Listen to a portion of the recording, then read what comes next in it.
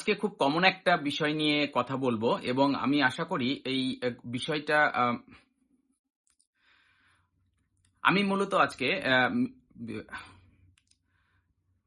আমি মূলত আজকে আমরা যে ফেসবুকে কন্টেন্ট আপলোড করি এই কন্টেন্টে কিভাবে মিউজিক অ্যাড করা যায় বা মেটার সাথে কথা বলার পরে মিউজিক সম্পর্কিত যত তথ্য পেয়েছি সেই বিষয়টাই আমি এই ভিডিওর মাধ্যমে তুলে ধরার চেষ্টা করব। আশা করি ভিডিওটা সম্পূর্ণ দেখলে আপনার মিউজিক কিভাবে আপনার কন্টেন্টে ইউজ করবেন এই ব্যাপারটা পুরোপুরি পরিষ্কার হয়ে যাবে। তো প্রথম বিষয়টা হচ্ছে যে আমি স্বাভাবিকভাবেই আমার কন্টেন্টে মিউজিক অ্যাড করতে চেয়েছিলাম। তারপরে আমি যেহেতু আমি অলরেডি মিউজিক ইউজ করার লাইসেন্স পেয়েছি, কিন্তু তারপরেও আমি মেটার সাথে কথা বলি যে অ্যাকচুয়ালি আমরা কিভাবে মিউজিকটা অ্যাড করব আমাদের কন্টেন্টগুলাতে। তো সেক্ষেত্রে মেটা আমাকে কিছু পরামর্শ দিয়েছে এবং ওদের কিছু গাইডলাইনের ডকুমেন্টেশন আমাকে পাঠিয়েছে। তো সেটা পড়ার পরে আমি যেটা বুঝতে পারলাম সেটা হচ্ছে মিউজিক আপনি অ্যাড করতে পারবেন, আপনার কন্টেন্টে ইউজ করতে পারবেন, তবে সেখানে কিছু ক্রাইটেরিয়া ওরা রেখে দিয়েছে। মানে আপনাকে কিছু বিষয় মাথায় রেখে দেন ইউজ করতে হবে। তো প্রথমত সেখানে ৪টা মতো পয়েন্ট হাইলাইট করছে ওরা, যে যে যে যেগুলার উপর বেস করে আসলে আপনি আপনার কন্টেন্টে মিউজিক অ্যাড করতে পারবেন। তো প্রথমত আসি, ধরেন আপনি স্টোরি বা হচ্ছে লাইভে গান গাইতে চাচ্ছেন বা হচ্ছে যে মিউজিক অ্যাড করতে চাচ্ছেন, সেক্ষেত্রে মেটা যেটা বলে, স্টোরি বা হচ্ছে লাইভে অরিজিনাল সিঙ্গার তার মিউজিক সহ তার ভোকাল দিতে পারবেন, সে গান গাইতে পারবেন, এতে কোনো সমস্যা নেই। কিন্তু অনেকে আমরা লাইভে যারা গান গেয়ে থাকেন সেক্ষেত্রে তাদেরও কোনো বাধ্যবাধকতা নেই, যতক্ষণ যদি অরিজিনাল সিঙ্গার সেই গানের বিরুদ্ধে কোনো রিপোর্ট ফেসবুককে না দেয়, তাহলে আপনি যে গলায় মানে আপনার নিজের গলায় যে গান গাচ্ছেন তাতে কোনো সমস্যা হবে না। তার মানে হচ্ছে আপনি লাইভে গান গাইতে পারবেন।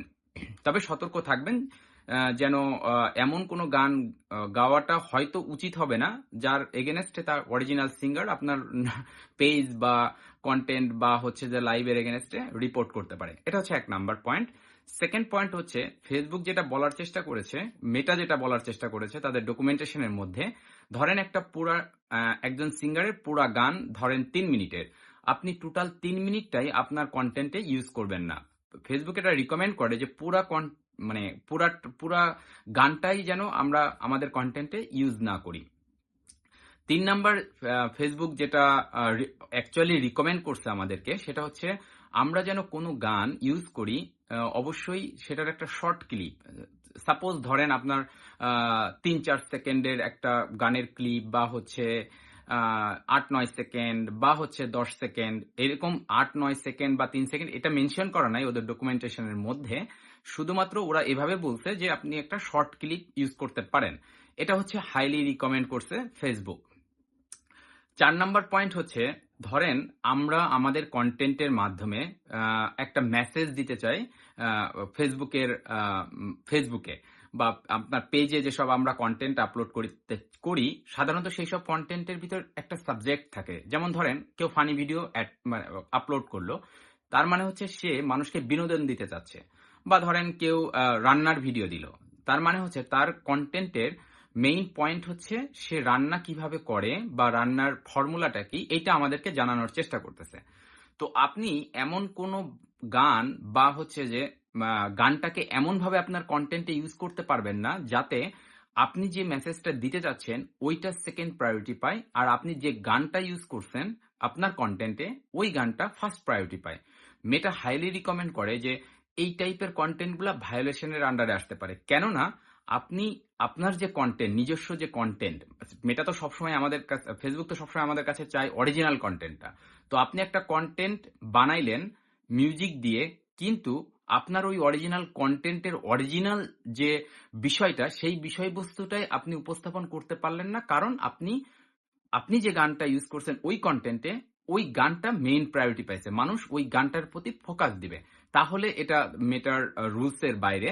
সাধারণত এই টাইপের কন্টেন্ট গুলাতে মানে ভায়োলেশন বা ফ্ল্যাগ যেটাই বলেন রেইজ হয়। তো এই জন্য আমি আশা করি মানে বুঝাইতে পারছি যে কিভাবে আসলে মেটা আমাদেরকে সাজেস্ট করে যে আপনারা মানে গান ইউজ করতে পারবো না, মিউজিক ইউজ করতে পারবো না, বিষয়টা সেটা না, কিন্তু ইউজ করতে পারবো, কিন্তু এই 4-5টা রুলস এর মধ্য থেকে। আরেকটা বিষয় হচ্ছে যারা অলরেডি মানে মিউজিক ইউজ করার লাইসেন্স পেয়েছেন, সেফটি হিসাবে আমার কাছে যেটা বেস্ট মনে হয়েছে, বা মেটার যার সঙ্গে আমার কথা হয়েছে বা যার সঙ্গে আমার কমিউনিকেশন হয়েছে, তার কথা সে স্পেসিফিক ভাবে বলে নাই, তবে তার কথা শুনে আমার কাছে মনে হয়েছে সে যে জিনিসটা হাইলি রিকমেন্ড করতেছে সেটা হচ্ছে লাইসেন্স পাওয়ার পরে ফেসবুক মিউজিক যে গ্যালারিটা আছে, ক্রিয়েটর মিউজিক গ্যালারি, ওইখান থেকে আপনারা মিউজিকগুলো ডাউনলোড করে ওইগুলো আপনার কন্টেন্টে ইউজ করেন, তাহলে মোটামুটি ধরে নেওয়া যায় 90% এর উপরে আমরা সেফ, আমাদের কন্টেন্টগুলো সেফ থাকবে। তো এটাই হচ্ছে এখন পর্যন্ত পাওয়া ফেসবুক থেকে মিউজিক রিলেটেড সর্বশেষ আপডেট। তো আশা করি আপনারা যারা মিউজিক অ্যাড করতে চান আপনাদের কন্টেন্টে, এই এই এই এই নিয়মের মধ্য থেকে ইউজ করেন, আশা করি আপনাদের কোনো সমস্যা হবে না।